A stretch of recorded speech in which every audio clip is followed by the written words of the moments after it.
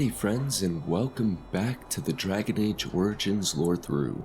I'm Morten Magier, and I'm one of the bros of Broheim. So welcome to Broheim. So, as you saw, probably, most likely in the last episode here, we did just finish up killing a bunch of bandits that had been terrorizing people as they came into this village of Lorethrough. So, the next thing that we need to do is probably figure out where we need to go next. Let's connect with our party and kind of figure that out. Well, there it is. Lothering. Pretty as a painting. Ah, so you have finally decided to rejoin us, have you? Falling on your blade in grief seemed like too much trouble, I take it. Is my being upset so hard to understand? Have you never lost someone important to you? Just what would you do if your mother died? Before or after I stopped laughing. Right, very creepy. Forget I asked. What did you want to talk about, Alistair? His navel, I suspect. He certainly has been contemplating it for long enough. Oh, I get it. This is the part where we're shocked to discover how you've never had a friend your entire life. I can be friendly when I desire to. Alas, desiring to be more intelligent does not make it so. Anyway, I thought we should talk about where we intend to go first. Well, I suppose we should try and use these treaties. I agree. Have you looked at them? I have, actually. There are three main groups that we have treaties for. The Dalish Elves, the Dwarves of Orzammar, and the Circle of Magi. I also still think that Arleman is our best bet for help. We might even want to go to him first. And is there a way for us to contact the other Grey Wardens? Short of leaving Ferelden to seek them out, the only place to send word to would be Weishaupt Fortress. And that's thousands of miles away. Well, why are you leaving this up to me? Well, I don't know where we should go. I'll do whatever you decide. Now that is unsurprising. Arleman is a good man, but I don't know for sure he's where we should go. I'm not going to fight about it. And what do you think we should do, Morgan? Go after your enemy directly. Find this man Loghain and kill him. The rest of this business with the treaties can then be done in safety. Yes, he certainly wouldn't see that coming, and it's not like he has the advantage of an army and experience and... I was asked for my opinion and I gave it. If your wish is to come up with reasons why something cannot be done, we will stand here until the Darkspawn are upon us. Well, then we need to find these people. I can give you directions, if you like. I don't need any more directions. Then you have a plan. Well, I'm ready to get going, if that's what you're asking. Fair enough. Let's head into the village whenever you're ready. Alright.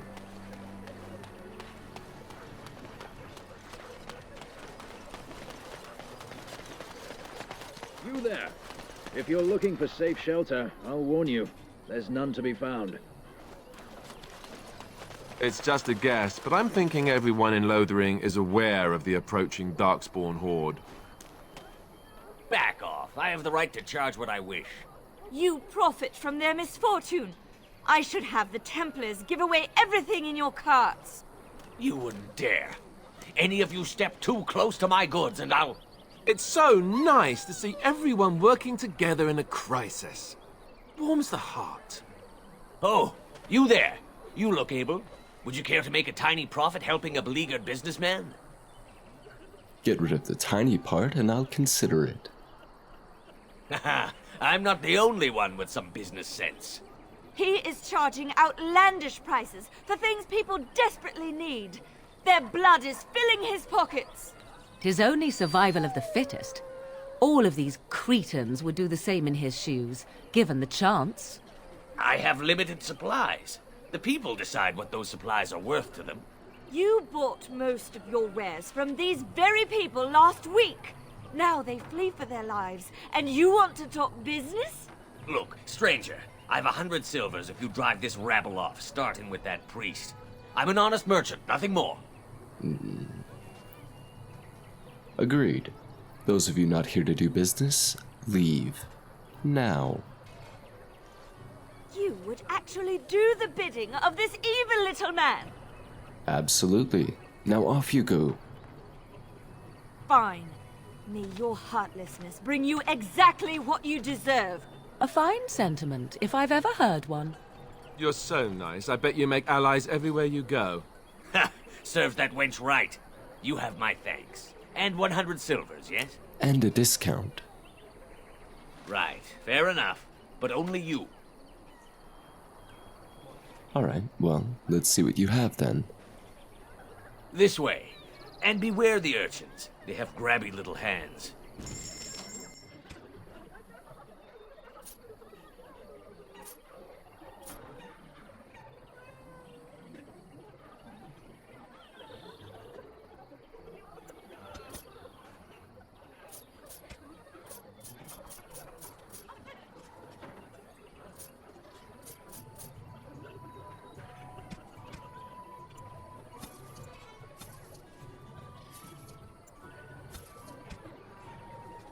Alright, now, it's kind of funny, my guys had a little bit of a spaz attack there right before we started trading with the merchant. But anyway, there is quite a bit that we can do here in Lothering, but I think the first thing we're going to do, of course, is quick save, but then we're going to head on over here to this tavern. So let's talk about your mother. Mommy talk. I'd rather talk about your mother. Well, there's nothing to talk about. And besides, isn't your mother a scary witch who lives in the middle of a forest? Much more interesting. To you, perhaps. You would find the moss growing upon a stone interesting. You know what's more interesting than that? Apostates, mages outside of the tower. That's illegal, you know. You did not read that in a book somewhere, did you? I hope the small letters did not strain you overmuch. Oh, we could not talk about your mother. That works for me. So, at the beginning of that conversation there, Alistair said that there was nothing to talk about in regards to his mother. For those of you who have played this game, you know, of course, this is not true. But even more than that, we're going to talk about that later on, because even playing this game, you don't get the full story of Alistair's mother. It's something that gets brought up in another previous novel. So I've mentioned before the Stolen Throne. If you're looking for a good backstory for King Merrick and Loghain, well, the one after that is called The Calling, and that definitely kind of gives us more of a backstory in regards to Alistair. So, very good book. Did you speak to that knight yesterday? It will be done. Said he was...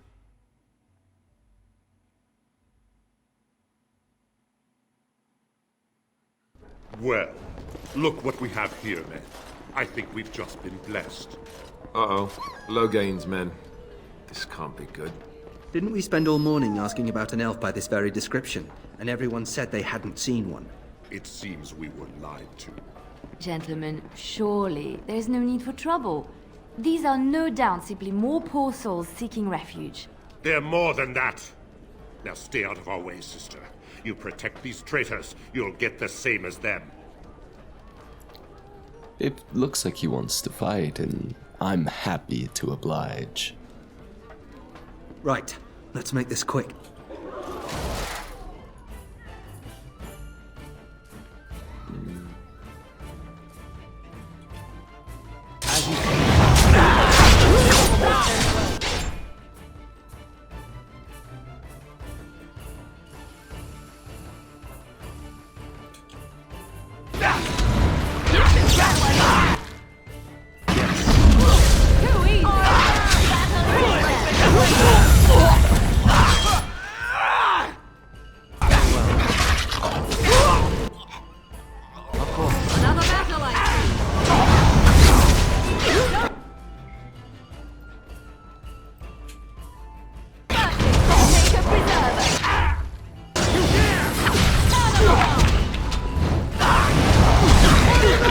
right, you've won. We surrender. Good. They've learned their lesson and we can all stop fighting now. Fine. Take a message to Loghain. What do you want to tell him? The Grey Wardens know what really happened. I'll tell him. Right away, now. Thank you. I apologize for interfering, but I couldn't just sit by and not help. And who are you, anyhow? Let me introduce myself. I am Liliana, one of the lay sisters of the Chantry here in Lorethrough. Oh, I was. And is there something that you wanted from me? Those men said you're a Grey Warden. You will be battling the Darkspawn, yes? That is what Grey Wardens do. I know after what happened, you will need all the help you can get.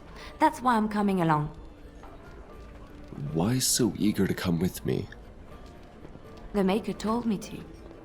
Right. So, I believe this is where I back away slowly.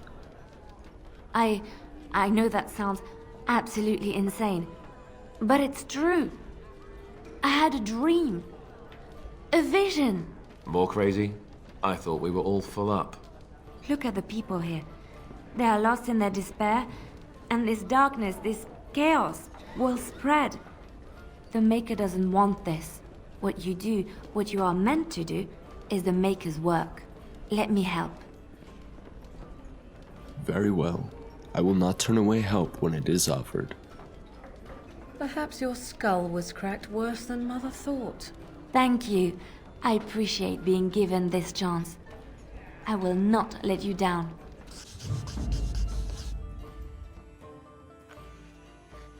Indeed. Man, I'd like to bring the doggo with us, but Liliana, man. For one, Liliana. But for two, it's very handy to have a rogue in the party, if for nothing else than to be able to pick locks. But also being able to disarm traps is handy, amongst, you know, the number of rogue skills that they come with. Of course.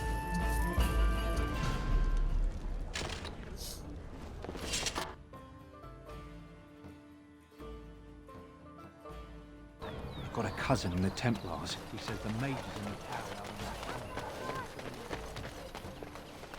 So tell me something, Morrigan. Did you live there in that forest your entire life? I left it on occasion, but... Ah, the chant.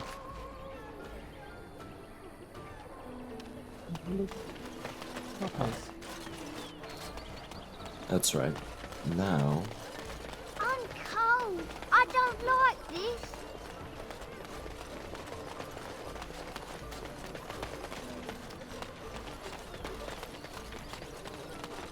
You got a bed for the night. You taken care of. Actually, I was more hoping I could help you. Don't need blades right now. We need beds, food, and an end to all these sad sots. I don't suppose you know anything of tonics, medicines, or herbs. I do know a bit about herbalism, actually. Then you may be able to do us a lot of good. All manner of travelers come through, many injured or sick. We do our best, but we're out of supplies. There's medicinal herbs in the woods to the north. If you make a few poultices, I'll scrape together some sort of payment. I'll write all you need to know in this note here. Have any luck finding herbs in the woods? I didn't need them. Here you go. This will help many people. You're a good sort, you know. That is not true.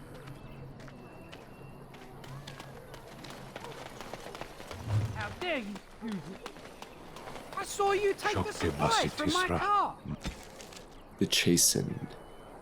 The chastened wilders have lived in the Kokari Wilds since the first wars with the Alamari drove them southwards a millennium ago. According to their own lore, they had always been a forest-dwelling people that had adapted quickly to their new home. Game and fish are plentiful in the wetlands, and the chastened thrived. For a time, they and the hill-dwelling Avars were true threats to the northern lowlands, The Tavern Imperium had arrived and was hard-pressed to keep back the waves of invasions from the south and west.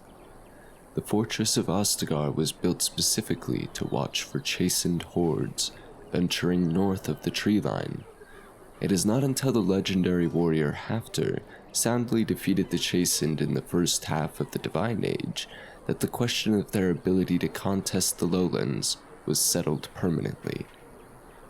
Today the Chasened are considered largely peaceful, though their ways are still primitive compared to our own. In the Kokari wilds, they live in strange-looking huts built on stilts, or even built into the great treetops. They paint their faces and are split into small tribes ruled by shamans, like those amongst the Avars. There are many tales of these shamans having learned their magic from the witches of the wilds, witches that inspire as much terror as they do awe and gratitude, even if there is no definitive proof they exist. In particular, the tale of Flemeth, the greatest witch of the wilds, is celebrated amongst all tribes. While there is no way to know how many there are in the wilds today, few travelers that pass through the forest tell of Chasen eking out an existence even in the frozen wastelands of the far south. One can assume that should the Chasen ever organize themselves once more, we might have reason to fear them here in Ferelden.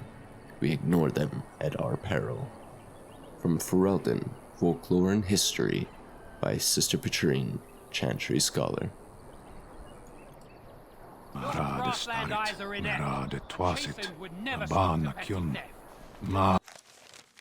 An interesting character here, Sten. So I think that's where we're gonna end this episode here. Thank you guys so much for tuning in. We are going to pick, we're going to talk to this guy here, and we're going to finish up Lothering in the next episode here, moving on and into the next area. So thank you guys so much. Like and subscribe, and thank you for coming to Broheim.